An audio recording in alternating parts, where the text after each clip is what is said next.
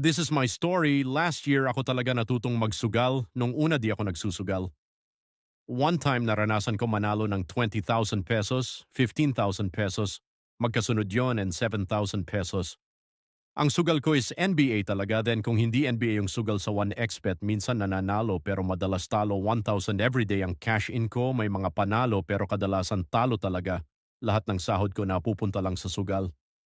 Then isang beses nung na-short na ako, umutang na ako sa mga online lending app hanggang sa palaki ng palaki na rin at palulong ng palulong na rin ako. Sumatotal na sa 200,000 piso na siguro mahigit talo ko, yung bahay na pinapagawa ko hindi na natapos dahil sa kagustuhan kong mabawi lahat ng natalo sa akin. Eto ako ngayon stress kung may laman ang GCash. Sige na naman ang hirap pigilan, sobrang hirap. Di ko alam kung saan ako kukuha ng pambayad ko sa mga ola ko. Kung may time machine sana, pwede bang ibalik ako sa nakaraan? At itama ko lang please, nasa huli talaga ang pagsisisi.